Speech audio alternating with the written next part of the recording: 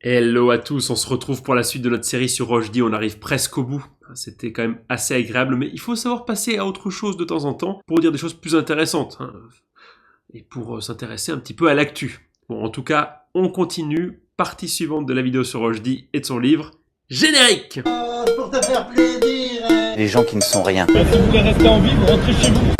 t'aimes ça la merde. Bonjour, bonsoir, on est tous et bienvenue sur la vidéo dans laquelle nous allons nous intéresser à Julien Rushdie, à son dernier bouquin, à la promotion qu'il en fait sur sa chaîne.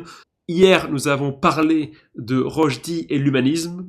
Aujourd'hui, la suite, Rushdie et le nihilisme. Parce que Rushdie aime bien mobiliser des concepts nietzschéens. Et alors, petit à petit, on en arrive à la partie 4, et le degré de politiquement incorrect monte, mais Oui, c'est ça, on passe de Pascal Praud à Éric Zemmour, quoi. encore une fois, je m'en moque complètement. On va essayer d'expliquer justement d'où vient ce nihilisme. Oui, alors, il faut comprendre que Julien se moque aussi du fait qu'il dise des choses qui sont pas politiquement correctes, du fait qu'il raconte potentiellement n'importe quoi, parce que ces bouquins ne sont pas édités en maison d'édition. Ils sont auto-édités. Comme ils sont auto-édités, il peut raconter absolument n'importe quoi, il passe pas par le filtre de l'éditeur qui lui dit non mais là tu peux pas dire ça, tu peux pas dire ça, c'est pas bon, c'est pas bien, c'est pas cohérent, c'est pas logique. Non, il n'a pas de relecteur en fait. Peut-être qu'il a des relecteurs, mais si ces relecteurs c'est genre Christopher Lann ou sa meuf, je suis pas sûr que ce soit des relecteurs très avisés. Une fois qu'on a expliqué et compris que l'homme était un esclave fondamentalement, qui est indéterminé et qui a besoin d'avoir des maîtres, et ces maîtres sont des idéotypes, sont des archétypes, sont des idéaux aristocratiques, pour justement continuer à évoluer, sinon il dégénère. Là du coup c'est quoi, c'est Hegel? Il disait pas ça la dernière vidéo. Enfin, la dernière fois il disait pas ça. Il disait qu'on avait besoin d'idéaux aristocratiques, mais je comprends rien. Je comprends absolument rien à ce qu'il raconte. Une fois qu'on a vu ça, on comprend que l'homme a trahi son esprit, qui est encore une fois de concevoir des choses supérieures pour pouvoir se guider soi-même. Non mais attends, tout à l'heure tu disais que justement l'être humain devait s'autodéterminer, et là t'es en train de dire qu'il est conçu pour utiliser son esprit afin de devenir en gros la meilleure version de lui-même. Mais soit il n'est conçu pour rien, c'est une chose comme tu le disais la dernière fois, et à ce moment-là, il n'est rien a priori en soi, et il devient ce qu'il est ou ce qu'il fait, pour reprendre la maxime nietzschéenne ou sartrienne, soit il est conçu pour quelque chose, auquel cas ce n'est pas une chose à proprement parler, mais c'est un être particulier dont l'essence est spirituelle. Mais ça peut pas être les deux en même temps. Putain, mais tu t'es pas capable d'être cohérent en 2 minutes, c'est compliqué quand même.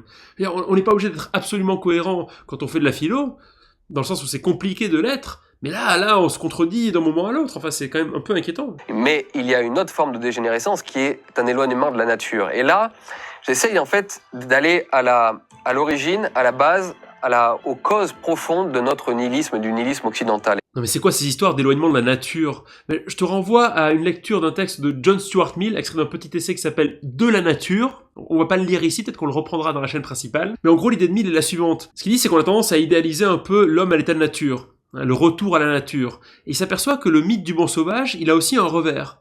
C'est que le fameux bon sauvage, c'est quelqu'un qui justement n'a pas d'éducation particulière. La société ne l'a pas, entre guillemets, civilisé, avec tous les avantages et tous les problèmes que cela peut poser par ailleurs. La société ne l'a pas éduqué.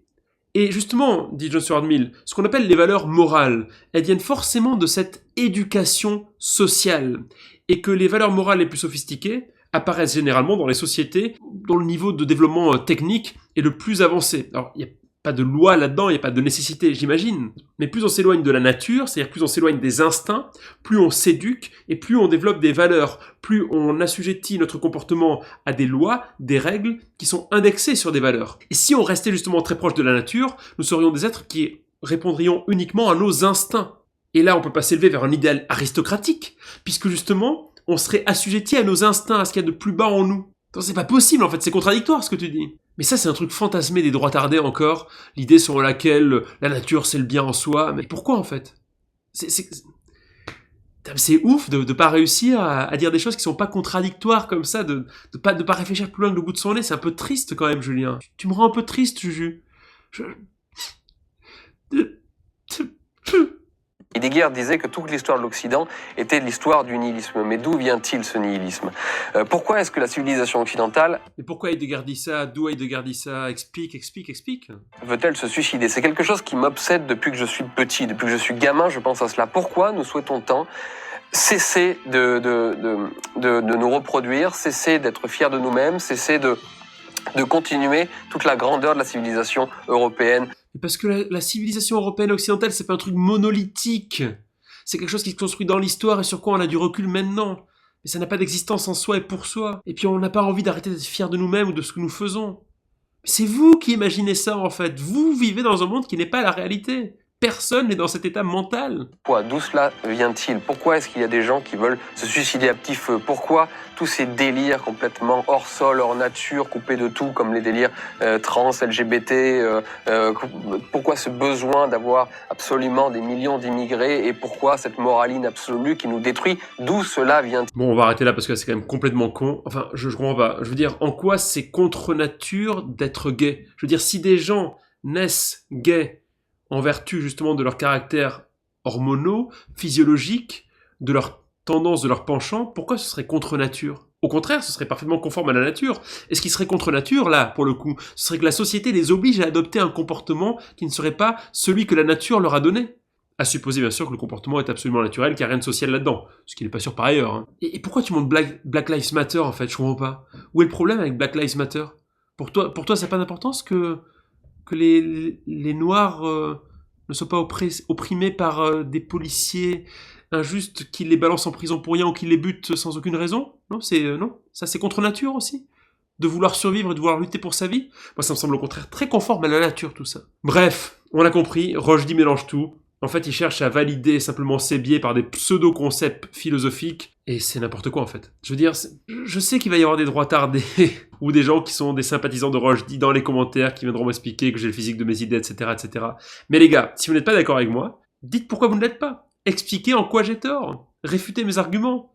Imaginez-vous bien que si vous dites que simplement que j'ai le physique de mes idées, ou que je suis un gauchiste débile, mais dites-vous que vous ne faites que valider ce que je pense de vous. À savoir que vous êtes des patentés, et pour reprendre une expression d'astronogeek, des congénitaux. Pour moi, vous n'êtes pas essentiellement des attardés. Vous pouvez être sauvés. Sauvez-vous vous-même. Aidez-vous vous-même, comme dirait Nietzsche, et les autres vous aideront. Si vous ne vous aidez pas, comptez bien sur moi pour vous. Voilà, j'espère que vous avez aimé cette vidéo. On se retrouve demain pour la suite. Je vous fais des bisous si vous êtes consentant. Abonnez-vous, likez, partagez. Allez, ciao, la bise.